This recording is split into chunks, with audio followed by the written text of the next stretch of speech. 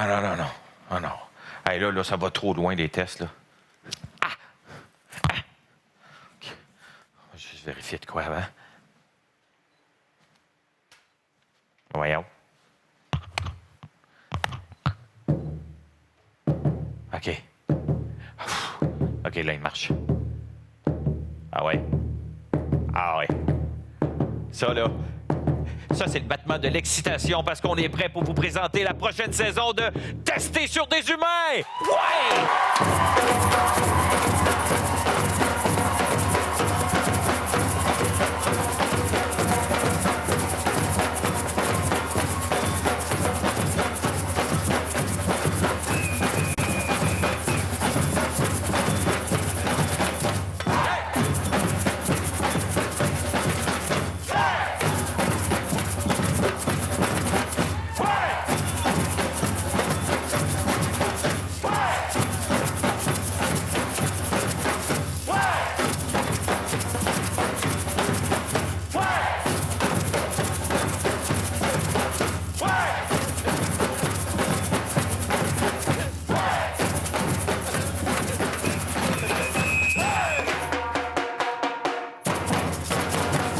Bienvenue à cette 7e saison de Tester sur des humains!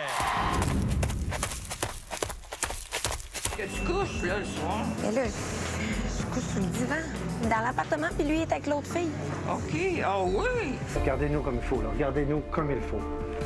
Il n'y a aucune licence qu'elle soit majeure.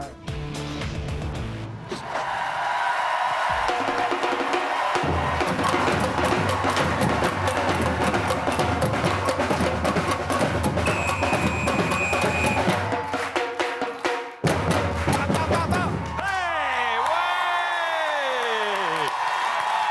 Ouais, bravo, bravo! Un gros merci à Samajam et leur énergie contagieuse. Bravo, ouais! Et si vous êtes intéressé, vous pouvez engager Samajam. Elles sont idéales pour les réveils des ados. Si vous avez de la misère avec votre ado, ça réveille, c'est pas là. Maintenant, je vous demande d'accueillir mes deux comparses avec qui je partage fou rire, plaisir et mon cachet. Mélanie Ménard et Pierre-Yves Lard. On n'était pas au courant. Ah, vous êtes pas au courant? On était pas au courant. C'est généreux! On attend le chèque. Hey, Salut! Salut! Mélanie! Hey, ça a parti beaucoup trop fort. Je ne sais pas comment on va faire pour garder ce rythme-là tout le long de l'émission. Ah, ça va être facile. Ça va être... Et Ça y va a-tu être fait beau à Hawaii?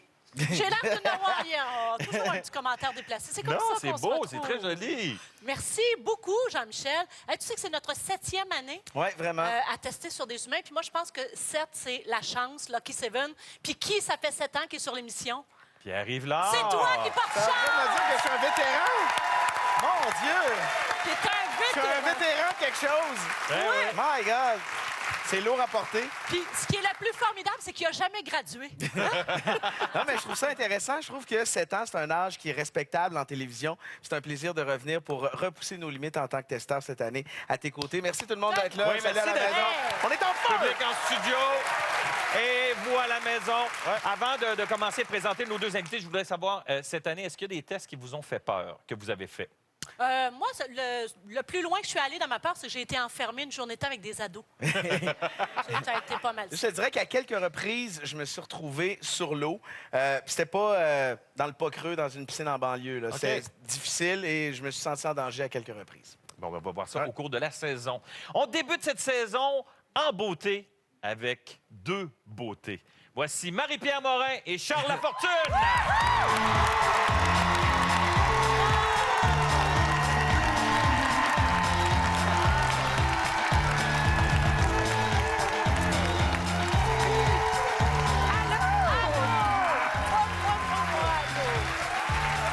Voilà. Bonsoir, bonsoir.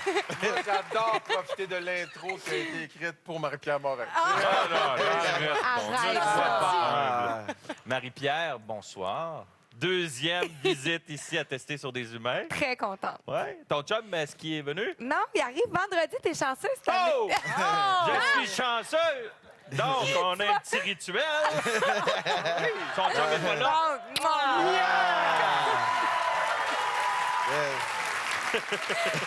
Pourquoi? Hein? toute ta carrière va bien, hein? Eh oui. T'as commencé en embrassant le maire Bourque, Ouais. t'es rendu en vrai Marie-Pierre Morin. Et voilà, c'est ça. Tu partages ton cachet, mais pas les invités. Est-ce que Charles, c'est au moins la 6e fois que tu participes à tester sur des humains. Oui. Ben oui, j'aime beaucoup tester. Mais c'est le fun parce que quand on vous le demande, vous dites toujours oui. Vous êtes willing, vous êtes partant, comme on dit. Merci d'être Mais là. c'est ça, le genre de show le fun à faire Oui. pour des artistes parce que ça nous sort de notre zone de confort. C'est agréable, c'est trippant, c'est différent de notre quotidien. Puis je pense que c'est pour ça que ça a autant de succès. Et justement, Moi, j'ai pour le cachet, tu vois. Ça devrait être moi qui dis ça. et cette année, c'est Marie-Pierre Morin qui brise la glace avec Ouais. le premier test. Tu as testé l'empathie des gens. Oui, on m'a transformée en massothérapeute. Ils m'ont goroché dans un centre d'achat et j'allais offrir des massages à des gens, des Il n'y en a rien dit, là. On travaille OK. dans notre tête, mais on n'a rien Parce dit. que depuis tantôt que Pierre-Yves me regarde avec les yeux croches de même. Ben non. Juste pour me déconcentrer. Voilà. Donc, j'offrais des massages de 10 minutes aux gens et après ça, je vidais mon sac. Je me mettais à chialer, à dire à quel point ma vie était un désastre pour tester leur empathie. Alors, On regarde. on regarde.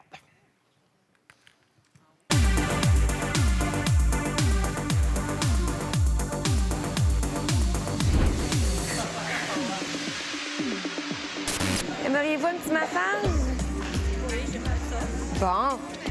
Ben oui, venez. C'est gratuit. Juste à côté de votre menton ici, sinon. OK. Comme ça. OK. Vous êtes confortable? Oh, qu'est-ce qui se passe? Ben, j'ai des maux partout. Là. Ben, Parce que partout, là, tout le monde a mal partout. puis le dos aussi. Le haut du dos aussi. Mon Ouais. Dieu, vous êtes amoché. Moi aussi, je suis amochée un peu, mais c'est pas physiquement. Non, mais Mon cœur qui a mal. aïe, aïe. Pourquoi ça? C'est réalisé un matin que mon chum me trompait. Ah, c'est pas drôle, ça. Avec la fille du dépanneur à côté de chez nous. C'est sacrifice. Tu sais, c'est au moins, c'est la fille de l'épicerie. Non, la fille du dépanneur. C'est pas sérieux. Ils sont pas justes, les hommes. Ils sont pas honnêtes, puis ils sont pas sincères. Je me dis, là, je suis en morceaux. Je suis assez peine.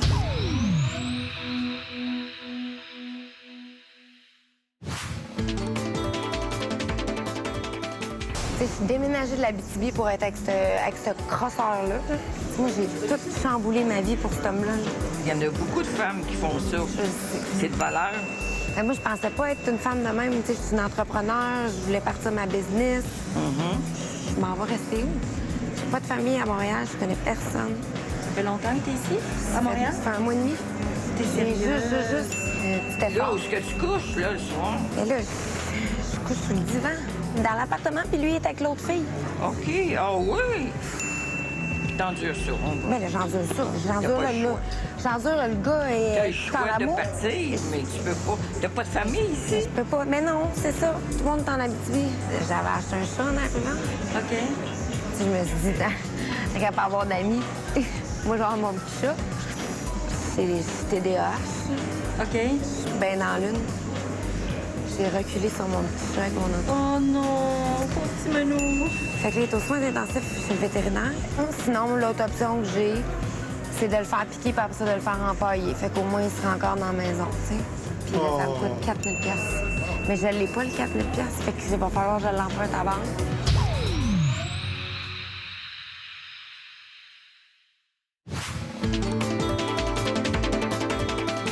Il m'appelle grosse popoune. Me trouvez-vous grosse, vous? Non, mais non. On fait quoi avec un homme de même? Tu le laisses vite, vite, vite. Il faut l'oublier, là. La vie est belle, il faut Vous, continuer. vous n'êtes pas l'écœurant, hein? Non. Non, ça se voit dans vos yeux que vous êtes une bonne personne. Si je te tente avec mes questions, tu me Mais le non, dis. Non, ça va. Non. Non, c'est correct. Ça me fait du bien de parler au monde, par exemple. Change de mal de place. Vous êtes de bons conseils. T'es une belle fille. Je m'excuse, je t'ai comme tout compté mes problèmes. Je suis comme mal. Merci beaucoup, madame. Bonne journée, Huguette. Pensez à toi. Bonne journée, Tony. Bye-bye. Et que le monde est fin.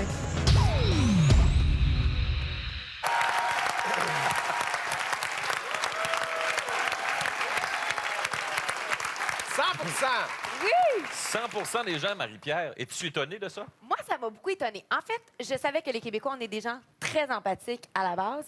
Mais moi, je me dis, à un moment donné, il y en a qui vont se tanner. J'ai jamais arrêté de parler, Jean-Michel. Et non seulement j'arrêtais pas de parler, je massais à peu près pas. Fait que le monde, On le là, voyait que c'était pas très crédible. Hein? Non, hein? J'étais vraiment pas bonne, là. Fait que c'était, tu sais, en plus de pas se faire masser, il recevait là, une dose de négativité incroyable et il s'en allait pas. Les gens étaient empathiques. Il y a même une madame, on le voit pas dans le topo, ben, en fait, elle l'a pas dit, mais j'avais l'impression qu'elle me disait « Demande-moi-les de venir chez nous. Demande-moi-les. » Elle voulait t'aider vraiment. Elle avait tellement d'empathie et de pitié pour ma situation. Je pense que si j'avais demandé, elle m'aurait dit oui. Est-ce que tu penses que les gens avaient de l'empathie parce que tu leur offrais un service? Si jamais, mettons, tu avais croisé la personne et tu avais commencé à parler de tes problèmes, est-ce que tu crois que tu aurais eu la même écoute? Je me suis questionnée sur le sujet et j'en suis venue à la conclusion que comme j'offrais quelque chose, effectivement, les gens étaient beaucoup plus réceptifs. Je pense que Mélanie, tu as fait un test sur l'itinérance. Oui. Et oui, les gens on va voir plus sont beaucoup moins réceptifs quand tu leur offres pas quelque chose en retour, même si c'est de médiocre qualité. Mais pas juste ça, mais j'ai l'impression que si les gens avaient payé, probablement qu'ils ne seraient pas restés là. Non plus, ils auraient fait « Hey, je viens de te donner de l'argent, fais-moi Oui. un service. » Ça sera un prochain test. Il y a des études universitaires qui démontrent que les jeunes de nos jours sont de moins en moins empathiques. On a comparé le niveau d'empathie avec des jeunes il y a 30-40 ans, puis on dirait que ça tend à disparaître un peu. Je ne sais pas si c'est l'isolement avec les réseaux sociaux, je ne sais pas si on est tous sur nos machines, mais il semble y avoir des différences importantes. Puis on dit que pour aider les jeunes à être plus empathiques, lire des romans, ça développe ce sentiment-là, parce que quand tu lis une fiction, tu te mets dans la peau d'un personnage, donc tu es forcé et entraîné à ressentir les émotions des autres. Donc, ça a un impact positif sur ton niveau d'empathie. Je pense que le cinéma doit faire ça aussi à quelque part. Peut-être. Charles, qu'est-ce qui fait plus de bien? Écouter les problèmes des autres ou confier ses problèmes? C'est sûr que c'est confier ses problèmes. Tu sais, je pense que les gens, pour se libérer, ont besoin de parler. Tu sais, tu vas pas chez le psychologue pour que lui te raconte ses problèmes, que tu fais bien après. Tu sais, c'est pas ça. Là. Le principe, c'est plus de ventiler. Mais à l'inverse, quand on se compare, on se console. Tu sais, des fois, quand quelqu'un te raconte sa situation, puis tu vois qu'il est pas mal pire que toi, des fois, ça peut faire du bien. Merci, Marie-Pierre. Merci. Non, on sait très bien, c'est pas ça que tu voulais dire. C'était tellement drôle. Restez là, au retour, Charles Lafortune nous parle d'une relation particulière qu'il a et qui, selon lui, pourrait révolutionner nos vies plus tard. Oui. Restez là. Oui, parce que Jean-Michel, tu sais que j'ai une grande dépendance à la technologie. Ouais. Il y a une application qui sort, je l'installe, je contrôle ma maison, à tout avec mon téléphone. C'est un problème.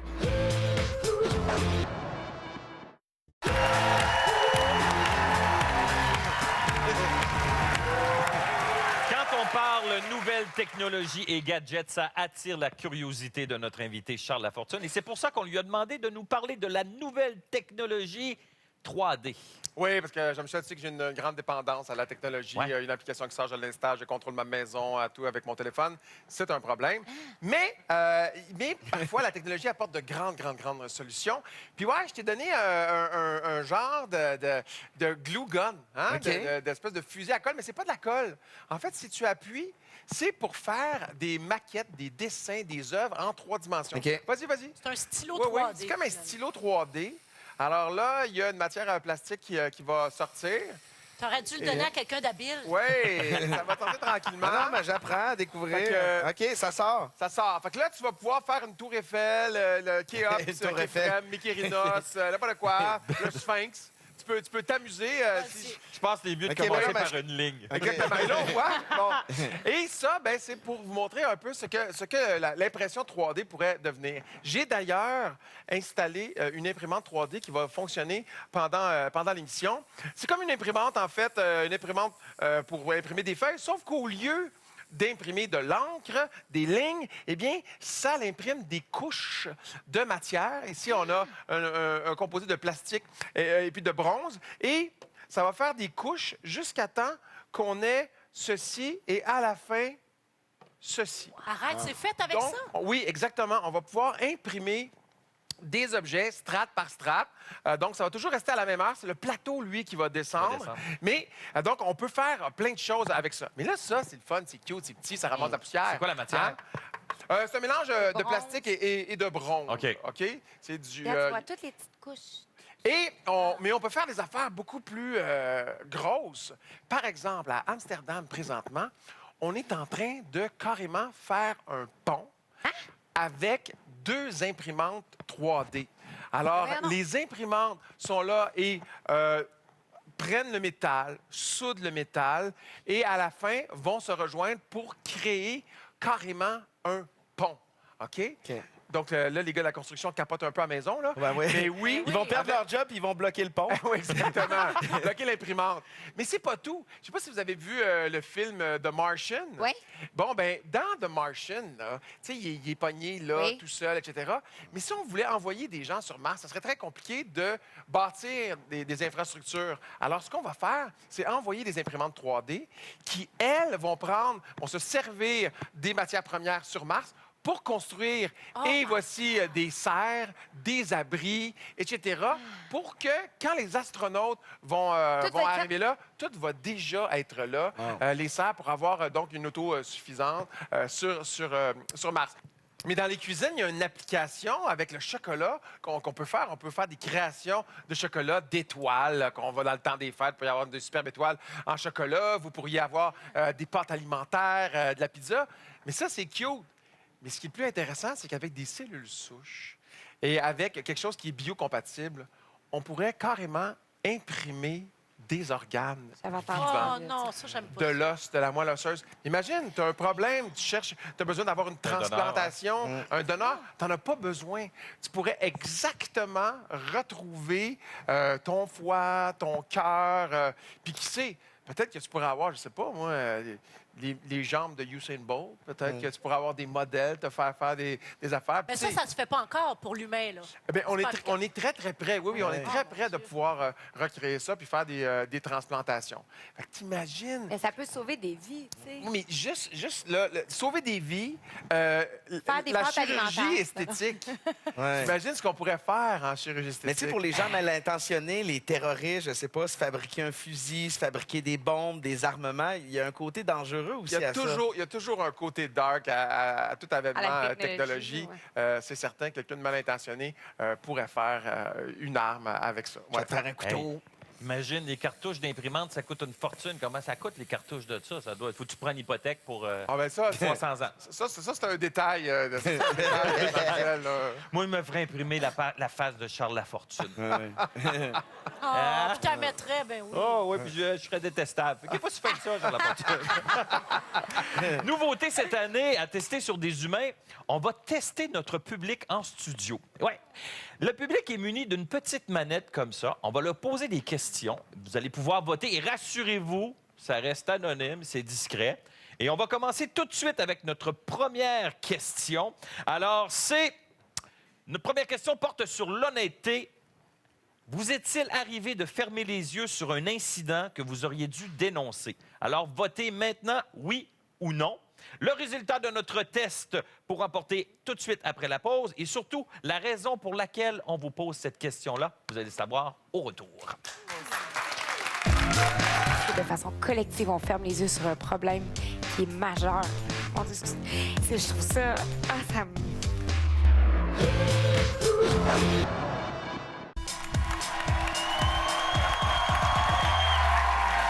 Avant d'aller à la pause, j'ai posé la question au public. Vous est-il déjà arrivé de fermer les yeux sur un incident que vous auriez dû dénoncer? Les gens ont voté et il y a 72 qui ont répondu oui et 28 non. Donc, vous préférez vous taire face à une injustice que d'en parler? Est-ce que c'est normal? Mélanie, toi, tu as voulu faire un test là-dessus. Ça te touchait? Bien, en fait, c'est un sujet, je ne sais pas, vous avez été touché probablement, comme moi, sur toutes les disparitions de jeunes filles à Laval l'hiver dernier. Puis, je me suis dit, c'est trop à côté de nous, c'est trop fréquent pour que personne ne voit rien. Fait que c'est un test que je n'ai pas pu faire moi-même, vous comprendrez, parce qu'on avait besoin d'un individu louche que je ne pouvais pas jouer, puis d'une jeune fille de 14 ans. Alors, on a demandé à notre producteur au contenu, Dominique Lévesque, de se présenter dans des motels à sieste. Des motels à sieste, tu loues ça juste pour 1 heure. Pour faire une sieste, là. Pour faire ce que tu as à faire. Alors, on a demandé de visiter quelques motels, puis avec une jeune adolescente, c'était clair ce qu'elle allait faire là. Puis on a regardé les réactions. Oh, ça frappe. On regarde. Dominique Lévesque, vous me connaissez. On va faire un test assez difficile aujourd'hui. En tout cas, difficile pour moi, ça c'est sûr. Difficile pour elle aussi. Ton nom, c'est? Gaëlle. T'as quel âge? J'ai 14 ans.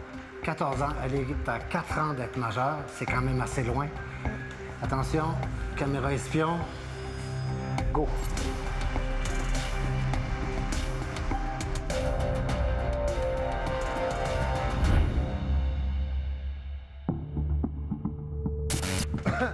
Bonjour.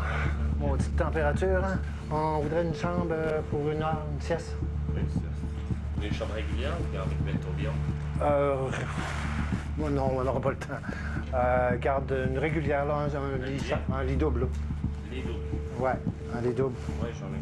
OK. À quelle heure faut que tu rentres, toi? Moi, j'ai une revenue à 4 heures. Fait qu'il faut vraiment que je sois là pour 4 heures. OK. Les profs niaisent pas, hein? Non, vraiment pas. J'ai couru dans les casiers. C'est quand même con, là. Ils sont tous cons. Ouais. C'est ton premier client aujourd'hui?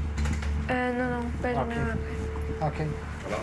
Donc, OK. ça sera la chambre 218 dans ce côté. 218 de ce côté-là? Ouais. Parfait, merci beaucoup. Je vous souhaite une bonne journée. Vous aussi. Ouais, on va avoir du plaisir.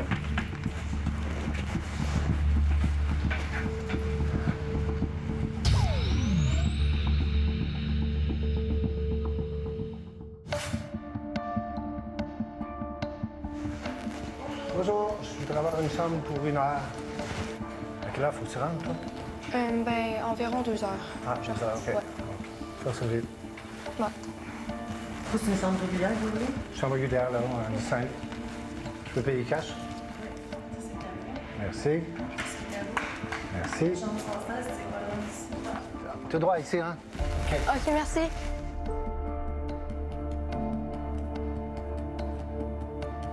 OK. 116. Ah, ça pue, là. Ça a marché. Viens ici. Puis, C'est vrai que ça la dérangeait pas. ça ne dérangeait pas pantoute. Ça regarde pas bien. C'est décevant.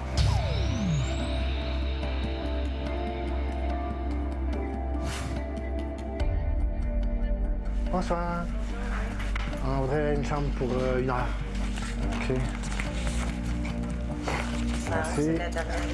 Un bout. Merci, bonne journée. Avoir du fun. C'est d'une facilité épouvantable. OK, go. Et voilà, on est rendu. Facile. Effrayant. Pas de carte. Rien. Ils ont C'est rien vraiment demandé. décevant. Ils ont rien demandé. Non, Rien. voilà. Regardez-nous comme il faut. Là. Regardez-nous comme il faut. Il n'y a aucune chance qu'elle soit majeure. Aucune.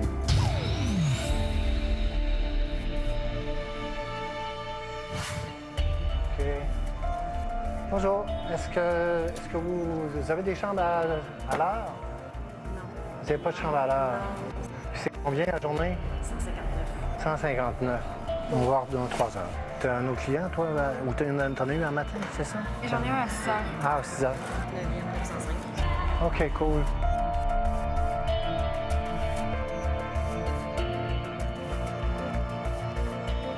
Ben, c'est quand même un hôtel à pas loin de 200$ de la nuit. En bas, ça passait comme dans du beurre. C'est normal. Ils s'en foutaient. Quelle drôle d'humanité.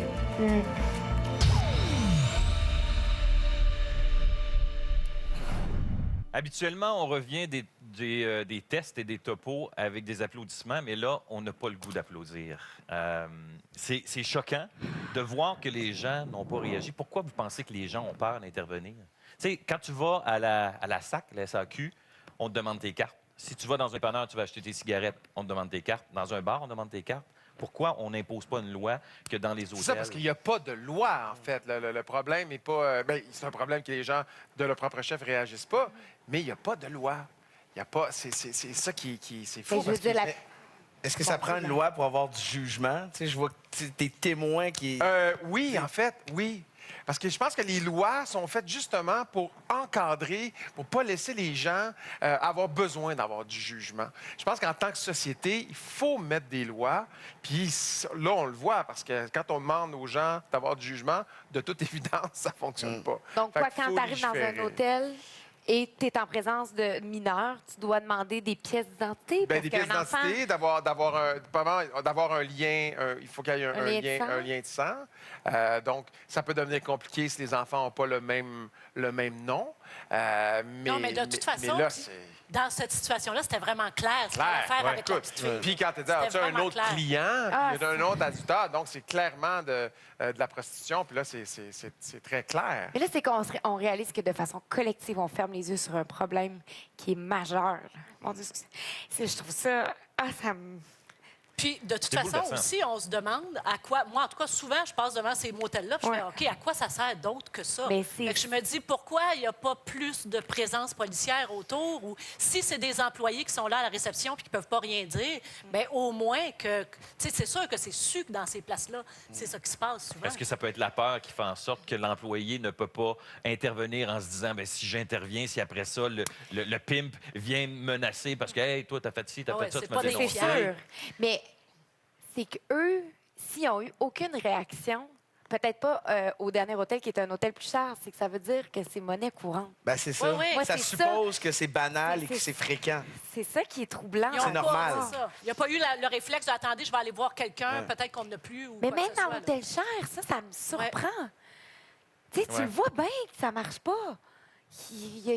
Ce qu'on disait dans les rapports de recherche aussi, c'est que ce qu'ils vont faire, les pimps, c'est louer une chambre pour la journée, puis les jeunes filles la fille vont... là? Oui, c'est ça, puis ils vont prendre jusqu'à 10 clients par jour. Ça veut dire 10 agressions dans cette chambre-là. En même temps, est-ce qu'on risque aussi de créer une espèce de paranoïa aussitôt qu'on voit un adulte avec un enfant, de signaler « Oh, qu'est-ce que c'est ça? » Regarde, exemple, moi, je vais voyager bientôt avec Oui. ma plus jeune. Oui. Puis je m'en vais dans l'Ouest. Fait que j'arrive là avec une petite fille de... Asiatique. Mais sais-tu ce que je fais? J'amène un papier Exactement. que ma Oui. conjointe a signé, Ben que j'ai oui, le droit de c'est voyager, ça. que c'est On ma est fille. obligé de faire ça. Pour me protéger aussi, là. Ben oui.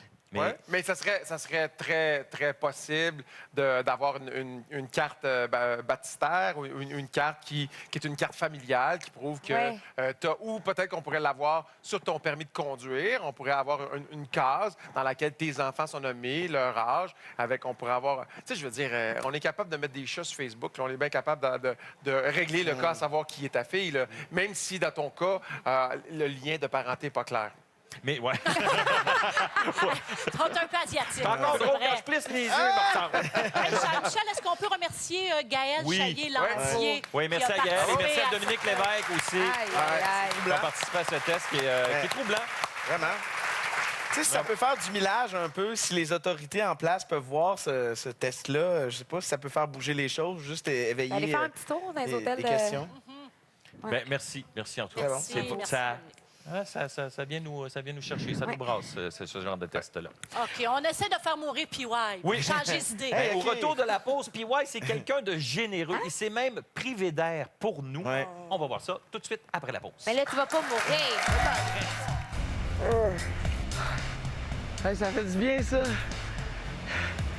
Quelle bouffée rafraîchissante.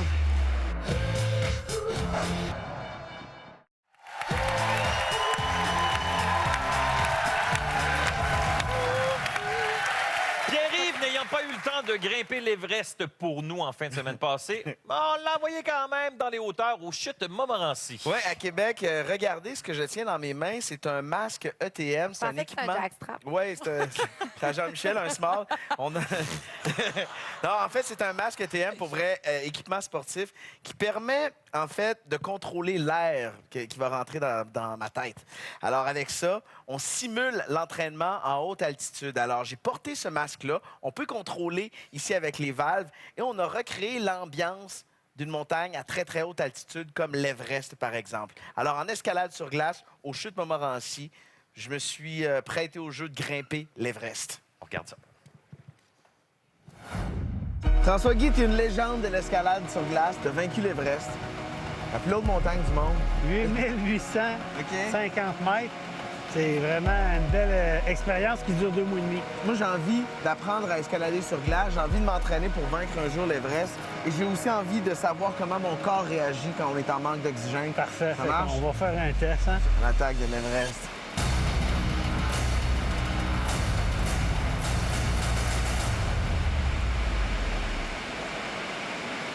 On va te mettre un masque qui représente un petit peu l'altitude de 3000 mètres. OK. C'est comme une montagne dans les Rocheuses canadiennes. On est dans l'ouest, là. Oui, tu vas voir si c'est quelque chose. Ouais, OK, je comprends la patente, là. OK. À l'attaque!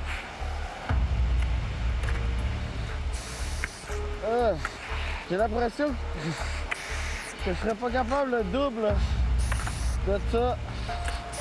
C'est déconcentrant.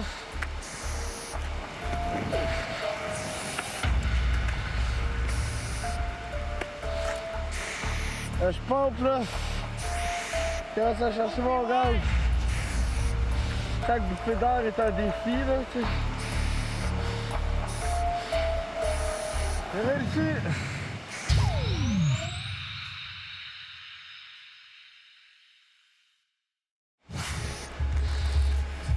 En fait, tu réalises pas à quel point c'est précieux tant que t'en manques pas. Tu sais. Je sais comment. Hein? Ouais, hein? Tu sais, j'aurais pas pu faire ça pendant des heures. Là. Non, ouais.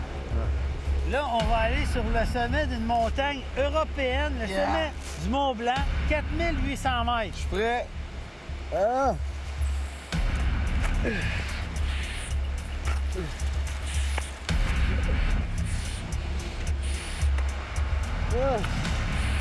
OK, là.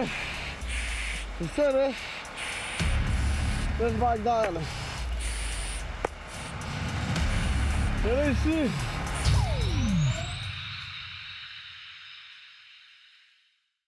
Alors, puis ouais, là, on va monter l'intensité au plus haut niveau. C'est comme si tu allais sur le sommet de l'Everest. Où t'es allé? Ouais. On va recréer la rareté d'oxygène qu'on retrouve au sommet de l'Everest.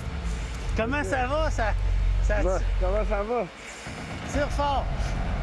C'est une drôle de question, comment ça va? J'ai pas d'air, c'est sûr que ça a déjà bien été, là.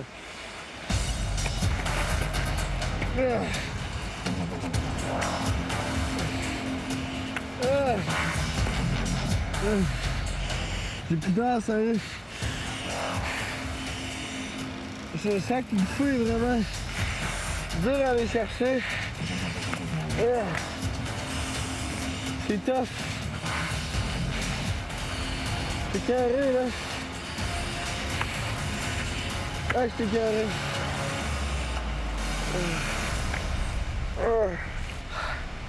Hey, ça fait du bien, ça. Quelle bouffée rafraîchissante. Yeah!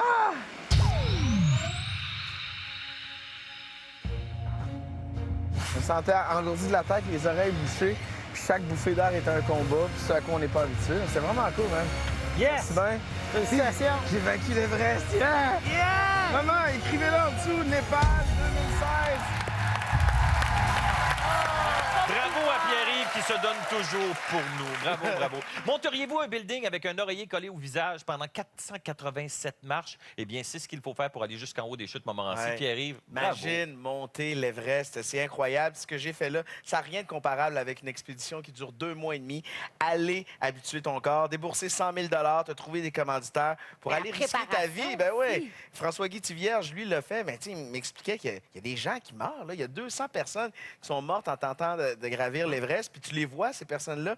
On dépense pas d'argent pour aller les... Fait qu'il y a comme la vallée arc-en-ciel où il y a plein de gens qui sont comme glacés, ils sont là. J'ai essayé, j'ai pas réussi.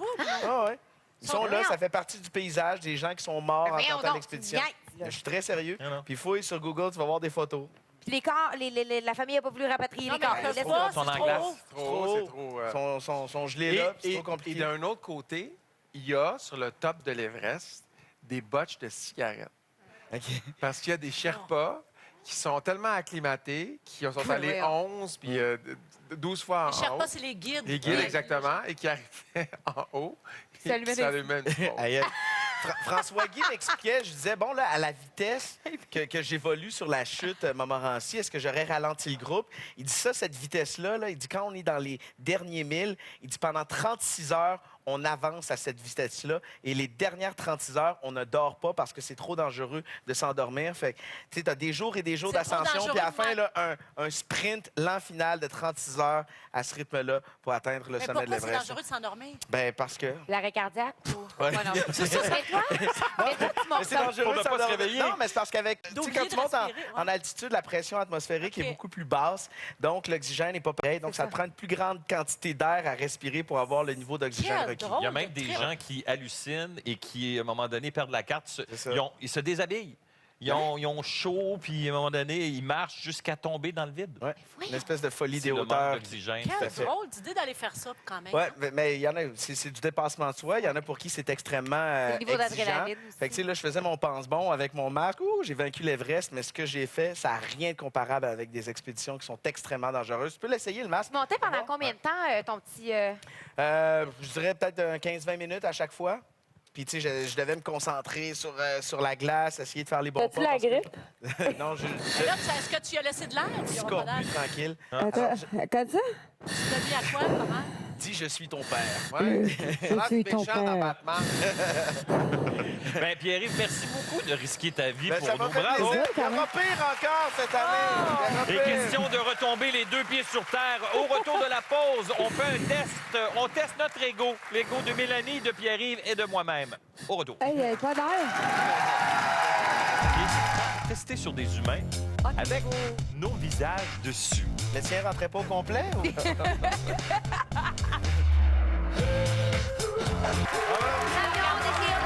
Le soir, là, pas de ciel. Mélanie, Pierre-Yves et moi-même, on s'est lancé un défi, à savoir quel visage allait voyager le plus à travers le monde. Je vous explique. On a fait imprimer des drapeaux, le tester sur des humains avec nos visages dessus. Le tien rentrait pas au complet? Ou... OK. Alors, le but, c'est de confier ce drapeau-là à quelqu'un qui va voyager dans le monde et qui, une fois arrivé à destination, va prendre une photo avec notre drapeau, qui va le remettre à quelqu'un d'autre qui va voyager, et on va pouvoir suivre tout au long de la saison où est rendu notre drapeau. Et le gagnant sera celui qui va faire parcouru le plus de kilomètres à son drapeau.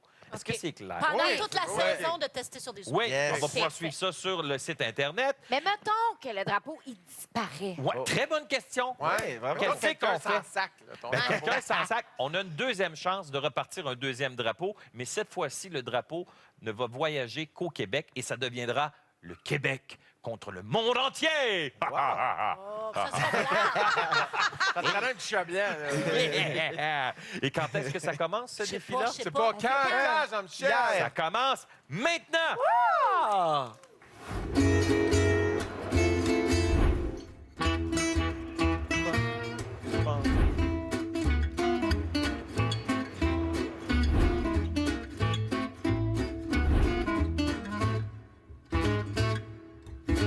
Alors, pour le test Le monde est petit, je me suis préparé. Le défi est fort simple. Ce drapeau doit voyager, parcourir du millage sur notre belle planète Terre. J'y vais d'instinct. Je suis la seule fille et les filles sont instinctives. Mon but, c'est de trouver la personne qui a l'air le plus fiable, pas nécessairement celle qui va le plus loin. Bonjour, bonjour. Allô, allô? Ça va bien? Pierre-Yves? Bonjour. Où est-ce que vous retournez en France? Là, on retourne en Haute-Savoie, vers Saint-Gervais-les-Bains. Ah, c'est bon, ça. Vous connaissez l'émission Tester sur des humains? Oui. Est-ce que vous connaissez l'émission Tester sur des humains? Oui. Moi, j'anime ici une émission qui s'appelle Tester sur des humains. On a un objet qu'on a envie de faire voyager. Est-ce que vous connaissez la magnifique personne qui est sur le drapeau? C'est vous. Oh, vous me voyez en plus. J'ai un beau drapeau avec mon visage. C'est moi ça. Il y a longtemps, celui-là. Je le déteste. Non, non. Parce que moi, je cherche quelqu'un de fiable. Des Français, est-ce que c'est vraiment fiable? Et la personne gagnante va être celui qui va avoir réussi à faire voyager le drapeau le plus loin possible. On m'a dit que vous voyagez beaucoup. Je pars au Japon, là. Vous partez au Japon? Oui. Oh mon Dieu! Alors là, je pense que vous êtes la personne qui allait le plus loin. À Kyoto le 20 mars. Oh mon Dieu, à Kyoto! Ma face à Kyoto! Fait que vous partez en Espagne? Oui. Je vous souhaite un super bon voyage. Vous prenez une photo à Genève avec le drapeau et vous le remettez à quelqu'un qui repart ailleurs. Mais l'important, la personne que vous allez choisir doit continuer la chaîne. Ça vous convient?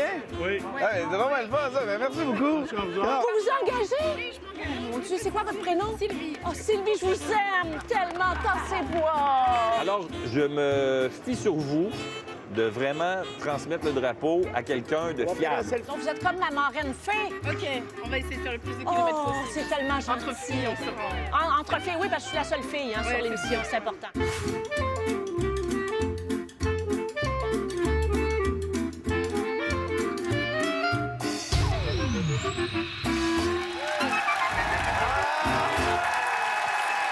C'est lancé, voilà.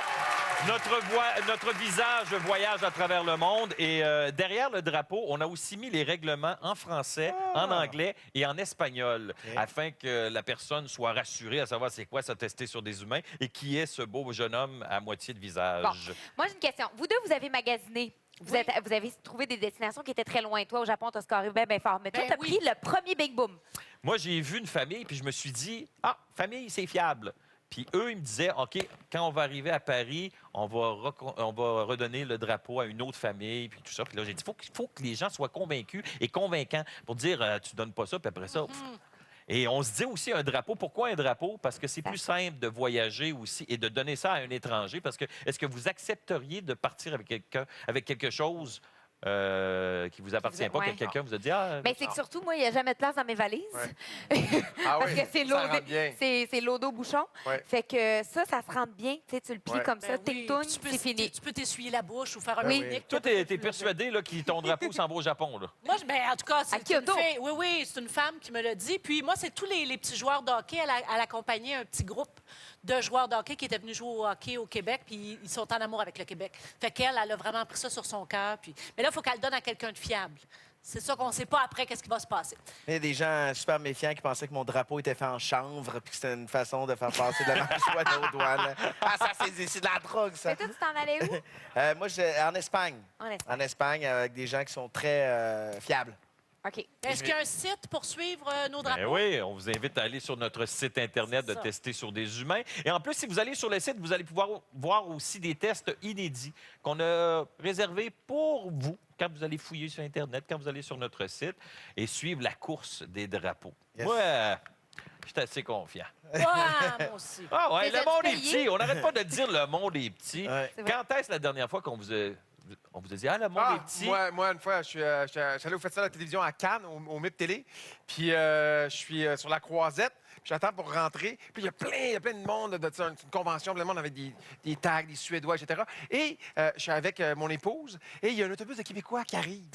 Et là, les Québécois, ils nous voient. Ils vous reconnaissent. Fait qu'ils nous reconnaissent. Fait que là, ils veulent se faire prendre en photo avec nous autres. Fait qu'ils sont à peu près, une 20, 25, 30. Puis ils se mettent autour de nous. Puis ils prennent la photo. Mais là, le plus drôle, c'est de voir les Suédois, les Britanniques et tout. C'est un festival de télé. Fait qu'eux autres, ils se demandent s'ils sont en train de manquer quelque chose. Ils sont en train de manquer le scoop. Fait qu'ils sont en arrière. Puis ils sortent leur téléphone. Puis eux autres aussi. Ils savent pas, vous êtes peut-être qu'ils vont finalement savoir c'est qui ce monde-là exactement. Fait que là, il y a un gars en Suède qui te Google. Il fait Hey, c'est Guy dans Watatata. Merci beaucoup, Marie-Pierre. Merci, Jean. Merci. On se revoit la semaine prochaine. Merci d'avoir été là. Allez sur notre site Internet pour suivre la course du drapeau. Bye-bye! Là, j'ai encore faim. Un peu de change, monsieur?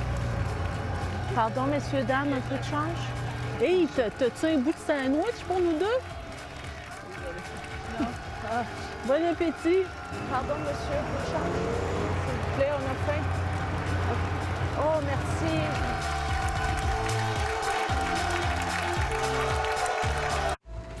Je veux que tu m'expliques. Béatrice, est-ce que tu es certaine de vouloir ressasser tout ça? L'impression que j'ai eue, c'est qu'il avait surtout peur que moi, je prenne des choses. Papa, pourquoi t'es ici? Qu'est-ce qui se passe, Béatrice? Il se passe que j'ai la difficulté à digérer ce que j'ai appris. Je sais plus sur quoi m'appuyer. Je pourrais éclater tellement je suis en colère. Au secours de Béatrice, mercredi 20h. Présenté par Cooperators, assurance et services financiers et Autoplace.